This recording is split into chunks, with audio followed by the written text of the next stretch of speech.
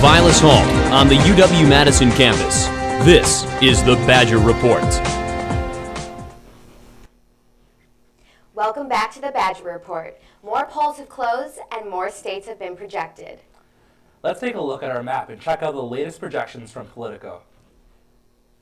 Wyoming, Nebraska, North Dakota, South Dakota, Oklahoma, Kansas, Louisiana, Indiana, Kentucky, West Virginia, Tennessee, Alabama, Georgia, South Carolina, and Texas have all been projected for Romney, while Illinois, Michigan, Delaware, Maine, Connecticut, Vermont, New York, D.C., Massachusetts, Rhode Island, and Maryland are projected for Obama. According to these state projections, Romney's electoral college vote sits at 141, while Obama sits at 109. Wisconsin's polls closed at 8, and everyone is awaiting the result of the Senate race between Tommy Thompson and Tammy Baldwin. Let's hand it over to Emily with the latest. Thanks, Danielle. With the polls closed, Wisconsin counties are beginning to report results. Sauk and Kenosha counties are the first to begin counting ballots. Politico is projecting Baldwin holds an extremely narrow lead. However, the results are early. Voters have faced long lines in certain precincts. Tammy Baldwin's campaign urged voters to stay in line on her Facebook page. Stay tuned for more updates as additional counties report results. Thanks, Emily. As votes continue to trickle in, there are some voters this year that decided not to go out to the polls. Badger Report's Jackson Dahlquist has more on the story. Matt Kleist voted for Mitt Romney in the 2008 presidential primary, but won't be voting for him or President Obama on November 6th. Instead, Kleist will join the millions of Americans who won't be voting in Tuesday's election. There's no one candidate that I can really get behind and support this election around. Voter turnout in the U.S. has steadily been declining since the 1960s. According to a U.S. Census poll, about 35% of voting-age Americans didn't vote in the 2008 elections. Kleist says his decision to not vote is as politically meaningful as casting a ballot for a candidate. Think about it, you don't want to go out there and vote for somebody just because someone says it's your duty to vote if you're not actually taking the time and becoming an informed voter.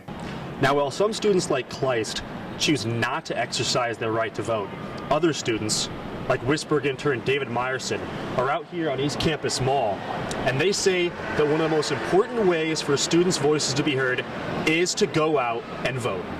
When students turn out in record numbers like they did the 2008 election, politicians start to pay more attention to us and the issues that we focus on. Whisburg has successfully registered 3,000 people to vote on campus this election season.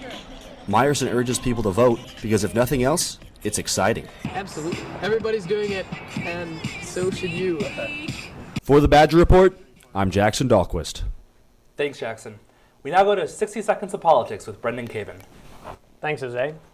Both sides of the aisle have gone to great lengths to promote voter turnout in this election, but the final outcome could change dramatically depending on where those efforts were targeted and which groups show up to vote today. Here's 60 Seconds of Politics. So whoever can get their people to the polls is going to win in general. I mean, when an election is this close, it really comes down to turnout. And if Gallup is right in terms of who's going to turn out and vote, then Romney probably will win. That's the thing that is the large unknown here is who are those voters going to be? Okay, well, in 2008, we had record high minority turnout. We had record high youth voter turnout, and we had a very large gender gap. And in 2010, the minority voters didn't vote nearly as large numbers. Young voters stayed home. Independent voters switched over to the Republican Party. And so if we get an electorate that is comprised of the similar proportion of minority voters and young voters and independents going for Obama as we had in 2008, then he'll win, easily. But again, if it looks more like 2010 when those people stayed home, then it'll be good news for Romney. In the end, which voters decided to stay home today might be just as important as which ones decided to go out to the polls. Thanks, Brendan. Join us for continuing coverage at 9:30.